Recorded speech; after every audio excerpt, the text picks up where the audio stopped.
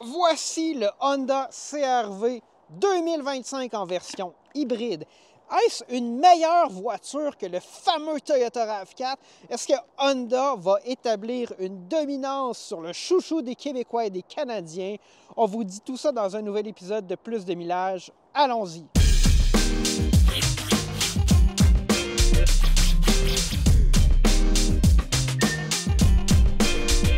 Le Honda CR-V, c'est une voiture qui est produite par Honda, le manufacturier qui a produit la première voiture hybride vendue en Amérique du Nord, la Honda Insight, qui est arrivée tout juste avant la Toyota Prius. Donc Honda s'y connaît en hybride.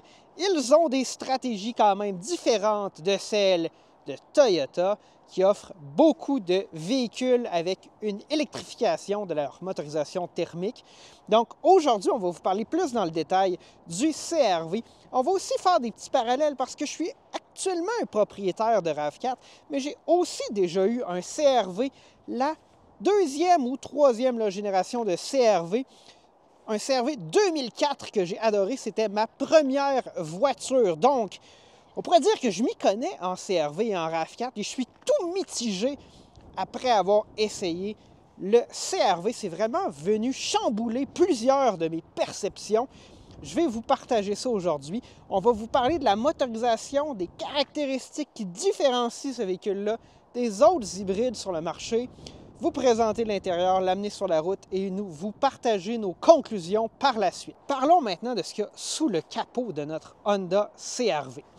Donc, motorisation hybride, plus près presque d'un PHEV que d'un hybride de Toyota avec la ECVT.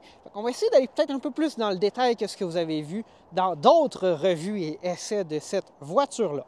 On va commencer par la motorisation thermique, un moteur 2 litres à cycle Atkinson. Ça, c'est l'un des éléments de la recette Toyota pour faire des hybrides très économiques, et chez Honda aussi, bien sûr. Donc, c'est un moteur là, qui va maintenir la valve d'admission ouverte plus longtemps pendant le cycle de compression, donc après le cycle d'admission. Et ça permet de venir chercher une meilleure économie d'essence. On voit peu de moteurs ou pas de moteurs à cycle Atkinson dans des véhicules qui ne sont pas hybridés ou qui n'ont pas d'hybridation. Et je crois que c'est peut-être parce que ce n'est pas un comportement où au niveau de la puissance aussi, c'est peut-être plus réduit, ce qu'on vient compenser avec l'électrification du groupe motopropulseur. Donc, bon élément à la recette, 2 litres cependant, plus petit que le 2.4 d'un Outlander PHEV ou les 2.5 qu'on voit régulièrement chez Toyota, sauf les moteurs 2 litres et 1.8 dans des plus petits modèles. Donc, on a ce moteur-là qui va, dans son principal mode d'opération, venir alimenter un générateur. Donc, on a deux moteurs électriques. Donc, le premier est utilisé principalement comme générateur. Il va être alimenté par le moteur thermique, venir recharger la batterie. Il va ensuite alimenter un moteur électrique qui, lui, va alimenter les roues. Ceci étant dit, tout ça est interconnecté et il est possible de connecter le moteur générateur et le moteur thermique directement aux roues dans un mode comme celui qu'on verrait dans une Chevrolet Volt, par exemple. En ce sens, avec ce mode de génération-là, on est différent de ce qui est vu chez Toyota. Au niveau de la traction intégrale, on diffère aussi beaucoup puisque nous avons un arbre de transmission qui se rend un différentiel à l'arrière.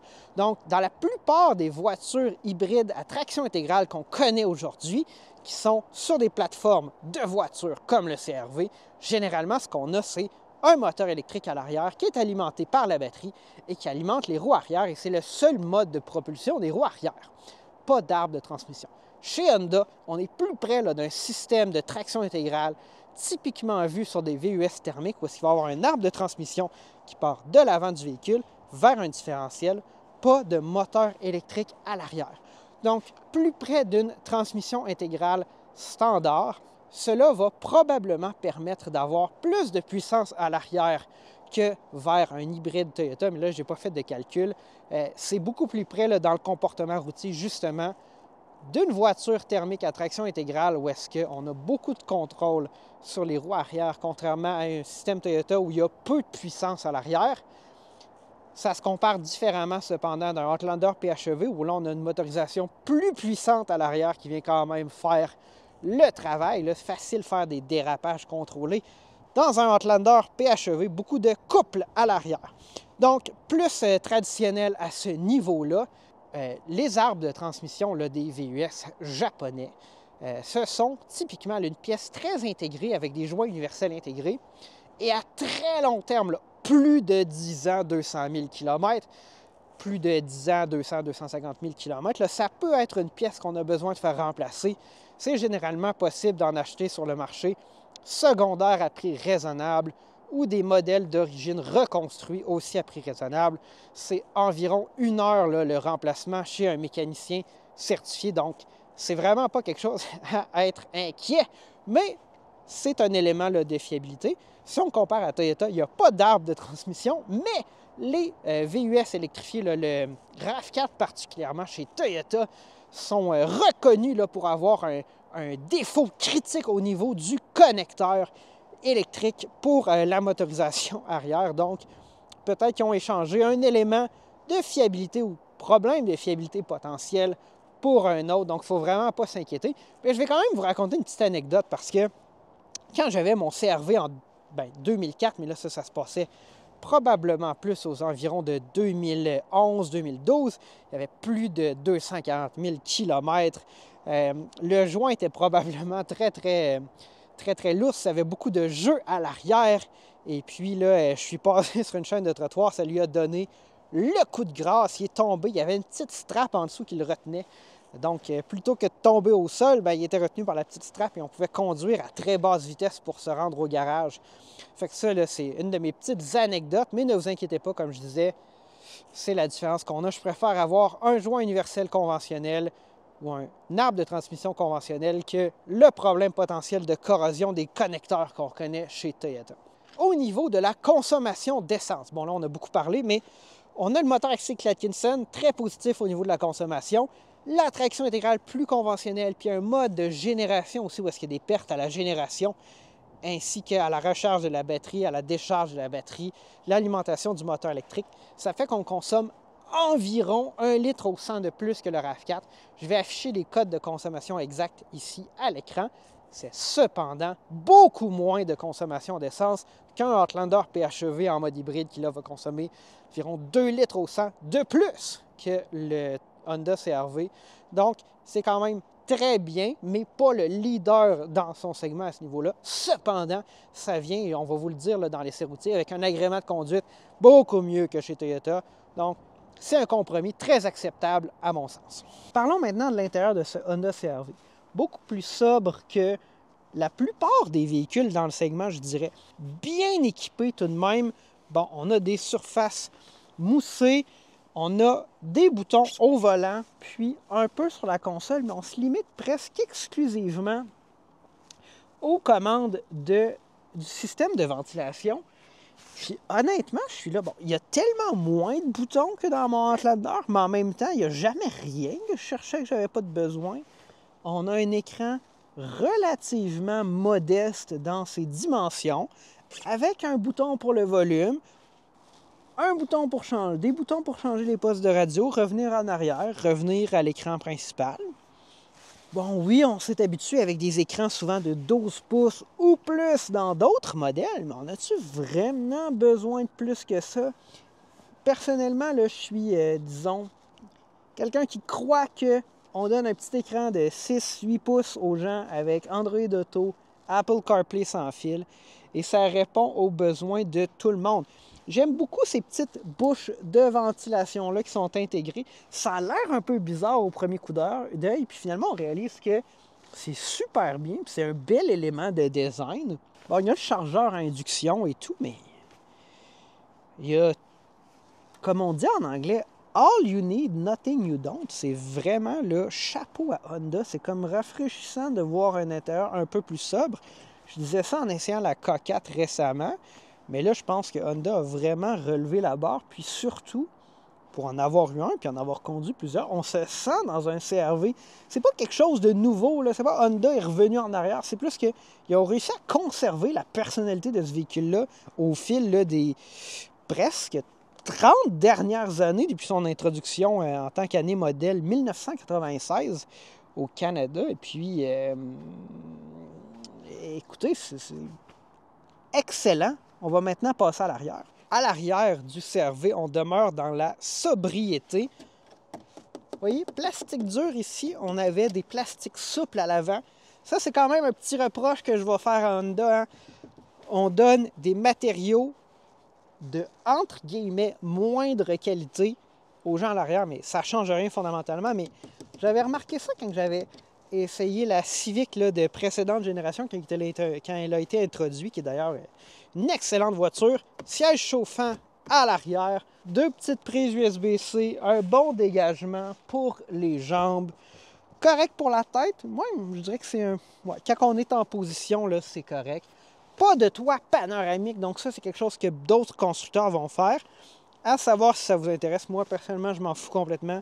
Je rouvre jamais le toit ouvrant, puis le toit panoramique, c'est pas un facteur super important pour moi. Ça fait pas mal le tour pour l'arrière. On passe maintenant au coffre. À l'arrière du Honda CR-V, on voit un petit badge hybride, hein, plus discret au niveau de l'hybridation que chez Toyota, où on a des badges et un emblème qui est différent. Qu'est-ce qu'on retrouve? Bon, un coffre avec des vérins automatiques, un bon espace de chargement. Et là, la différence entre, je dirais, les VUS japonais traditionnels et leur contrepartie américaine, particulièrement les véhicules électriques, on a un seuil de coffre qui est très, très bas, là. Beaucoup plus bas que dans un Equinox EV, par exemple. Ça vous donne un espace de chargement qui est très, très haut. Chapeau à Honda pour ça. Patente Zegugus, assez drôle. Typiquement, dans un VUS compact, nous avons un fond de coffre qu'on peut retirer ou relever pour accéder à un espace de chargement sous le coffre. C'est aussi l'endroit où le pneu de secours, lorsqu'il est présent, est installé. Quand j'ai pris le véhicule, première chose que j'ai faite, c'est valider cet espace-là parce que j'aime ça cacher des choses là, que ce soit des aides à la traction, là, les fameux traction aid, des câbles de survoltage, ce genre de choses-là pour que ce soit à l'abri des regards et que ça ne se promène pas dans le coffre. Donc la première chose que j'ai faite, c'est, bon, comment je rouvre ça? Il n'y a pas d'endroit pour glisser la main. Donc, je suis venu dans le côté et puis là, regardez, il y a tout un panneau qui s'est enlevé avec de l'isolant. Et puis, on retrouve la batterie. Puis, c'est comme si c'était fait pour être clippé solidement en place. Là, je ne sais pas s'il y a des gens, je pense, qui ont endommagé les clips là, dans le passé, avant mon passage, parce que clairement, je ne suis pas la première personne à avoir fait ça naturellement. Il y a même les manuels du propriétaire ici. Donc, je ne suis pas le premier à être venu ici. Je vais vous montrer la vue de tout ça. Puis, il y a quand même un bon espace libre. Là. Donc, je comprends qu'on a la batterie. Puis, c'est très acceptable de prendre cet espace-là pour la batterie. On aurait cependant pu vous offrir un petit espace de chargement puis intégrer ça avec un petit panneau qui se relève, là, qui aurait été un peu mieux que ce qui vient de nous arriver. Puis, ce qui est encore plus drôle, c'est que quand j'avais un CR-V à l'époque, en 2004, ben pas en 2004, mais le CR-V 2004, le fond de coffre, une des caractéristiques classiques des CR-V de première et deuxième génération, c'est que c'était une table à pique-nique. C'était une table pliante. Puis j'ai tellement apprécié cette fonctionnalité-là que j'ai été chercher une table à la cour à scrap dans un vieux CR-V. Puis j'ai installé ça dans mon Outlander PHEV en tant que fond de coffre une fois que j'ai remplacé la troisième rangée. Là, je peux vous mettre le lien vers la vidéo de tout ça. Fait que Honda, là, ça serait bon un petit retour aux sources. Là. Peut-être mettre la table ici puis nous donner un petit peu de rangement mieux configuré que ce qu'on a en ce moment. Nous voici maintenant au volant du CR-V. Donc, on a le petit son d'électrification hein, qui apparaît, qui est généré bien sûr par des haut-parleurs. Et puis, on se met en route. Une petite zone là, très glacée, ultra glissante ici. Là. La traction intégrale se débrouille adéquatement, comme je peux m'y attendre, là, de n'importe quel VUS thermique ou hybride. Au niveau du comportement routier, je me suis assuré de passer toute la semaine avec le véhicule avant de vous en parler. Donc, on est dimanche, là, je l'ai récupéré lundi dernier, puis je vais le ramener sous peu. je voulais vraiment être sûr de bien comme absorber l'expérience du CR-V. Quels sont mes commentaires? Au niveau de la suspension, beaucoup plus souple, beaucoup plus confortable qu'un RAV4, ça ne se compare pas.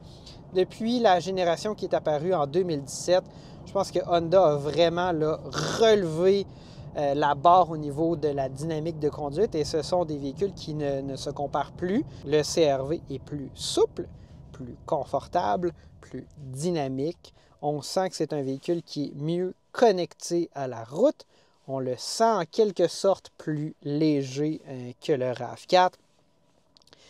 Au niveau de la transmission et du comportement routier, on va vous expliquer un peu comment ça fonctionnait plus tôt dans la vidéo. On est plus près d'un système PHEV que hybride. Bien sûr, c'est un système hybride. La batterie fait moins de 2 kWh.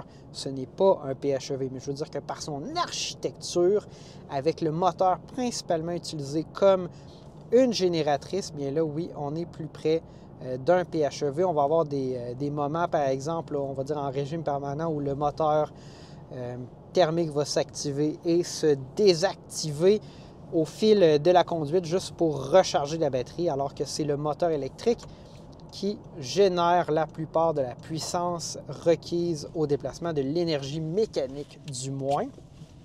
Donc, beaucoup plus sain, beaucoup plus stable que le RAV4.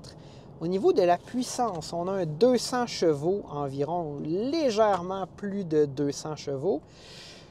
Peut-être un peu limite parce que, bon, ça reste quand même un véhicule moderne. Hein? C'est pas si lourd que ça, mais c'est un peu plus lourd que les véhicules d'une autre époque. Donc, 200 chevaux, on est un peu limite.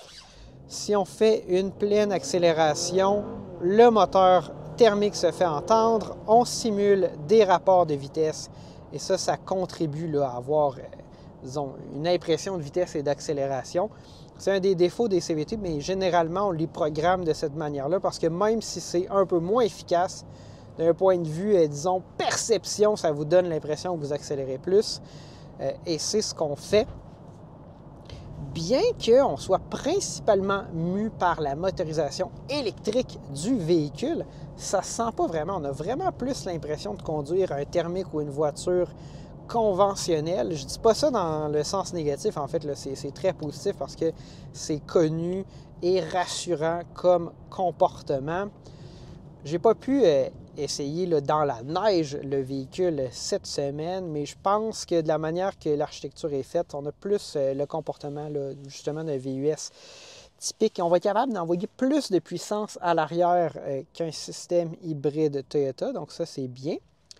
Bémol au niveau de la capacité de remorquage. Avec cette génération-là, on a 1000 livres de capacité de remorquage. Bon, on n'avait pas de version hybride du précédent CR-V, je crois. Mais c'est nouveau, donc cette capacité de remorquage-là chez Honda. Avant, il n'y en avait pas, peut-être dans des systèmes qui étaient disponibles sur d'autres marchés. Pourquoi je vous parle de ça? Bien, le fait qu'il n'y avait pas de capacité de remorquage annoncée puis que maintenant on passe à 1000 livres, et 1000 livres, c'est moins que la plupart de ses compétiteurs. Le VUS thermique typique va tirer 1500 livres, environ 700 kg. Ça me donne l'impression que c'est parce c'est pas un facteur limitant au niveau de la puissance, mais peut-être plus au niveau de la durabilité de la transmission des éléments mécaniques ou électriques.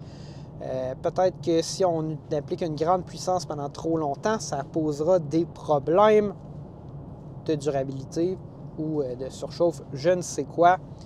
Écoutez, je ne suis pas allé dans les détails. Je vais juste vous mentionner que c'est un peu plus limité que d'autres véhicules dans la catégorie. 1000 livres, ce sera suffisant pour tirer une petite remorque utilitaire à l'occasion, par exemple, mais beaucoup plus limité si vous voulez tirer une remorque. Donc, à considérer dans vos réflexions. Au niveau du RAV4 hybride, on est à 1750 livres. À ce niveau-là, il y a du freinage régénératif. Cependant, il est très limité. Donc, on peut l'ajuster avec des palettes au volant, mais même dans un mode où il est activé au maximum, ça reste que ce n'est pas un freinage régénératif très, très, très efficace. On est très loin par exemple, d'une conduite à une pédale qu'on verrait dans un véhicule électrique ou dans d'autres véhicules PHEV. Ça conclut notre essai routier. La portion essai routier, on va se retrouver dans la conclusion. J'ai voulu éviter d'utiliser trop de superlatifs parce que de toute façon, je vais en parler à d'autres moments dans la vidéo pour dire que le comportement routier est supérieur à celui d'un RAV4 et de d'autres véhicules. Mais bon, Honda a toujours fait des véhicules qui étaient un peu plus dynamiques. Je pense que j'avais une fausse perception parce que la voiture que j'avais eu, le CR-V 2004, c'était différent, c'était une autre époque. On était en roue de 15 pouces, c'était vraiment pas la mer à boire, mais Honda était réputé pour faire des Civic, des voitures plus sport aussi, ou des berlines, des voitures à ion qui étaient plus dynamiques. Et on ne retrouvait pas ça à l'époque dans les CR-V, mais maintenant que j'ai la chance de conduire des Honda plus modernes, là, je peux reconnaître leur dominance à ce niveau-là sur leur principal compétiteur. Nous allons filmer la conclusion de l'épisode d'aujourd'hui à l'intérieur du véhicule parce qu'il fait incroyablement fret dehors. Donc, vous excuserez là, qu'on n'ait pas une belle vue du véhicule en ce moment. Ça va me permettre de vous parler du prix, aussi du coût de ce Honda CR-V-là. On a une version EXL hybride aujourd'hui, prix de base 51 000 $, ce qui peut apparaître un peu élevé, un peu plus élevé qu'un RAV4 Limited, le 3 000 $ de plus, mais au niveau des taux à la location puis au financement, c'est plus avantageux. Donc, location 48 mois, c'est 823 $ taxes incluses pour celui-ci, un peu plus que le RAV4. Et au niveau de le financement 60 mois, en fait, là, c'est 1077 $. Là, on est à 4 $ de ce RAV4 hybride. Très similaire en termes de prix. Mais il faut répondre à notre question. Est-ce que c'est meilleur? Est-ce que c'est un meilleur choix? Est-ce que ça a chamboulé mes perspectives au point de préférer le CR-V à un RAV4? Bien, on va revenir sur quelques éléments. D'abord, au niveau du comportement routier, définitivement, haut la main à Honda, c'est un meilleur véhicule que le RAV4, plus confortable, plus dynamique, plus sain, plus stable, plus moderne. Honda gagne à ce niveau-là. Au niveau du prix, je suis un peu déçu qu'il n'y ait pas de version de base Helix, par exemple, parce que je suis quelqu'un qui apprécie les versions de base avec les mécaniques électrifiées dans les véhicules. Donc là, la main va à Toyota parce que je crois qu'on peut toujours avoir un RAV4 LE hybride aujourd'hui. Quoique, hein, je fais la même critique à Toyota pour l'absence de RAV4 Prime de base. Maintenant, au niveau de la mécanique, on va parler de consommation d'essence et de fiabilité. La main va au RAV4 pour la consommation d'essence. Cependant, dans mon expérience, les hybrides Toyota, ça dépend beaucoup aussi des pneus qu'on choisit, ce genre de choses-là. Je pense que le Honda va consommer un peu plus et ça se reflète dans les codes de consommation. Mais je suis prêt à faire cette différence-là de 1 litre au 100 environ pour avoir un comportement routier qui est plus simple. Donc, la main va à Toyota pour la consommation d'essence. Au niveau de la fiabilité, ça, c'est une question que je me suis posée parce que je n'avais pas réalisé avant de filmer l'épisode d'aujourd'hui que j'ajoutais cet élément-là de l'arbre de transmission, qui est un élément mécanique supplémentaire, potentiellement à être remplacé un jour, mais il faut mettre ça en opposition avec Toyota, qui, eux, ont le fameux câble ou connecteur qui peut corroder pour la mécanique électrique à l'arrière, qui est un problème là, qui est potentiellement résolu, mais on ne sait pas trop c'est quoi la résolution. Puis ça touche peut-être pas beaucoup de gens, mais ça m'inquiéterait beaucoup. Fait que je mettrais la main vers Honda pour son architecture plus conventionnelle qui aussi contribue à avoir un comportement routier plus simple et une traction intégrale probablement plus efficace, plus proche de ce qu'on connaît généralement. Et donc, je pense aujourd'hui que le Honda CR-V est un meilleur véhicule que le Toyota RAV4 hybride.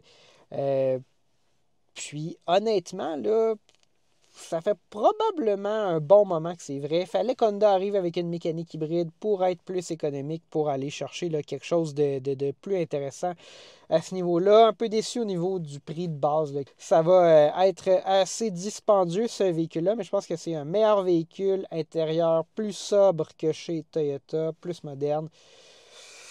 Je vais vraiment lever là, mon chapeau à Honda pour le véhicule qu'on a pu essayer aujourd'hui. Je pense que c'est vraiment super. Puis je vais être curieux de voir ce qu'ils font dans d'autres segments dans le futur.